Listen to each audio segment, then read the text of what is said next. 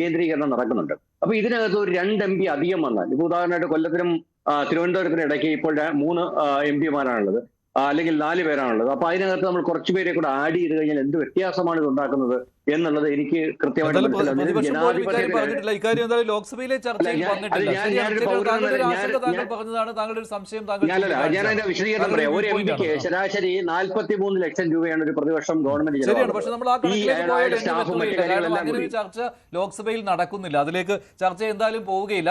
ഇപ്പോൾ ഏറ്റവും പുതുതായിട്ട് ഇനി പ്രതിപക്ഷത്തെ വെട്ടിലാക്കുവാനുള്ള ഒരു കാര്യമാണ് അമിത്ഷാ പറഞ്ഞത്. കഴിഞ്ഞ ദിവസങ്ങളിൽ അത് ചർച്ചയിൽ ഉണ്ടായിരുന്നു, നമ്മളെല്ലാവരും കൊടുത്ത കാര്യമാണ്. ഇതാണ് ഫോർമുലയായിട്ട് കൊണ്ടുവരാൻ പോകുന്നത് എന്ന്. 50% ഓരോ സംസ്ഥാനത്തും സീറ്റുകൾ കൂടും. അവിടെ ജനസംഖ്യ അല്ല ശരിക്കും അപ്പോൾ അവലംബിക്കുന്ന കാര്യം. പക്ഷേ അതേസമയം 2011 സെൻസസ് ആണ് ഉപയോഗപ്പെടുത്തുന്നത് എന്ന് ഈ ബില്ലിൽ പറയുകയും ചെയ്തിട്ടുണ്ട്.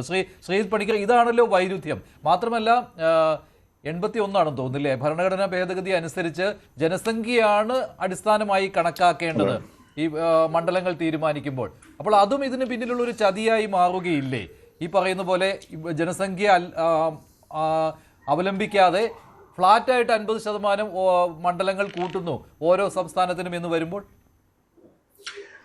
മഞ്ജുഷ്, ഇതിനെക്കുറിച്ച് ഞാൻ 2 ദിവസം മുമ്പ് നടന്ന ഒരു TV ചർച്ചയിൽ അതിൻ്റെ അഭിപ്രായം പറഞ്ഞിരുന്നു. അതായത് 2 മാനദണ്ഡങ്ങളാണ് ഇപ്പോൾ ഡിസ്കസ് ചെയ്യപ്പെടുന്നത്. ഒന്ന്, ജനസംഖ്യാനുപാതികമായിട്ടുള്ള ഒരു പോപ്പുലേഷൻ പ്രൊപ്പോർഷൻ എന്നുള്ള ഒരു സ്കീം. അതാണ് സത്യത്തിൽ ഇന്ത്യയിൽ ലോക്സഭയിലേക്ക് അംഗങ്ങളുടെ എണ്ണം നിശ്ചയിക്കുന്നത് അതിൻ്റെ പേരിലാണ്. അതുകൊണ്ടാണ് നമ്മൾ 1970-കളിൽ ഉണ്ടായിരുന്ന സെൻസസിൻ്റെ അടിസ്ഥാനത്തിൽ ഇത്രയും കാലം 543 അംഗങ്ങൾ ലോക്സഭയിൽ എന്ന രീതിയിലത്തേക്കുള്ള ഒരു ഫോർമുല പിന്തുടർന്ന് വന്നിരുന്നത്. അപ്പോൾ ഇതിന് ശേഷം ഉണ്ടായിരിക്കുന്ന, ഈ കഴിഞ്ഞ കാലയളവിൽ ഉണ്ടായിരിക്കുന്ന ഏറ്റവും പ്രധാനപ്പെട്ട മാറ്റമെന്ന് പറയുന്നത്, ഒന്ന്, ഹ്യൂമൻ ഡെവലപ്മെൻറ്റ് ഇൻഡെക്സിൽ കാര്യമായിട്ടുള്ള വ്യത്യാസം ഉണ്ടാക്കിയിരിക്കുന്ന സംസ്ഥാനങ്ങളുണ്ട്. ഇപ്പോൾ ദക്ഷിണേന്ത്യൻ സംസ്ഥാനങ്ങൾ മൊത്തത്തിൽ എങ്ങനെയുണ്ട്. അപ്പോൾ അതുകൊണ്ടാണ് നമ്മൾ വിദ്യാഭ്യാസത്തിൻ്റെ കാര്യം, ആരോഗ്യ പരിപാലനം, കുടുംബാസൂത്രണം, ജനസംഖ്യാ നിയന്ത്രണം ഇതൊക്കെ പറയുന്നത്. അപ്പോൾ വീണ്ടും നമ്മൾ ഈ പോപ്പുലേഷൻ പ്രൊപ്പോർഷനിലേക്ക് തിരിച്ചു പോയി കഴിഞ്ഞാൽ ഉണ്ടാകുന്ന അപകടം, നമ്മൾ ഇതുപോലെ ആനുപാതികമായിട്ട് ജനസംഖ്യ വർദ്ധിപ്പിച്ചില്ല, അതുകൊണ്ട് നമുക്ക് സീറ്റ് കുറയുകയും ചെയ്യും.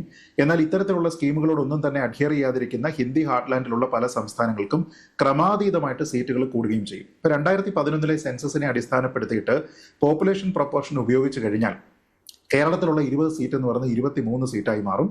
മറിച്ച് ഉത്തർപ്രദേശിലുള്ള 80 സീറ്റ് എന്ന് പറയുന്നത് ഏതാണ്ട് 143 സീറ്റായിട്ട് മാറും.